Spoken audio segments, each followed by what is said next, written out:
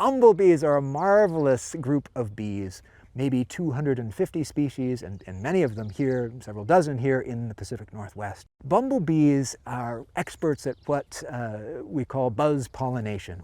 In part one of my two-part series on disappearing bumblebees, we heard from biologists about the importance of these insects and some of the problems that they're facing. Now in part two of my series, we'll take a closer look at some of the solutions that everybody can take part in, including a special online, region-wide program that can turn just about anybody into a community scientist.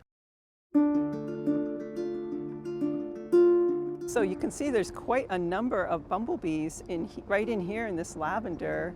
Ann Potter is a conservation biologist with the Washington State Department of Fish and Wildlife. She says while some areas have a large abundance of bumblebees, others are mysteriously lacking in their numbers. Many bumblebees occur widely across the region, and others are very specific in where they occur.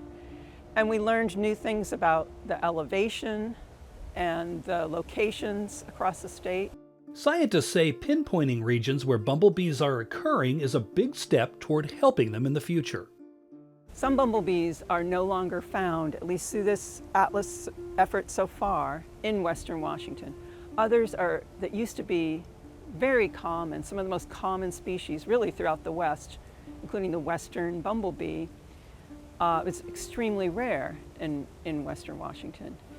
Enter the Pacific Northwest Bumblebee Atlas.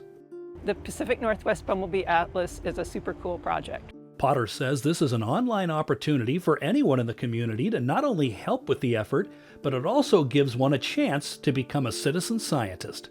In the 3-year period of this project, we've collected over 21,000 bumblebee records, and those are fully vetted and spatially identified. So they're not just we got a bumblebee and we don't know where it was or what the species was. It's 21,000 high-quality records.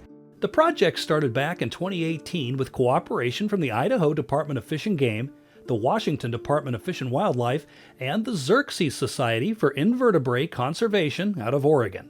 It's 21,000 high-quality records, and over 1,000 community naturalists have participated in this project.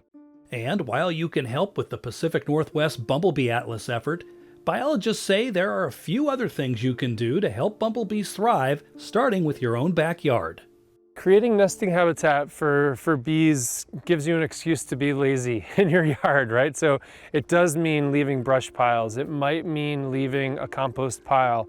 Importantly, for some bees, it means leaving standing dead material in your garden through the winter. And finally, understanding the importance of bumblebees and the role they play in our fragile and challenged ecosystem can also be a tool in protecting them. And bumblebees are really important pollinators. They're big and strong, and they can get into flowers that other pollinators cannot. They occur in a variety of habitats. Almost every habitat has multiple bumblebee species. So they're really keystone pollinators. And of course, pollination is important. A lot of times we think about the fruits and vegetables that we eat, that we like, but I'd like to broaden that a little bit and just think about every animal, from a grizzly bear to a sage grouse to a bumblebee to a butterfly, etc., depends on the ecological systems and the plants that are in these systems. Those plants can't reproduce without pollination.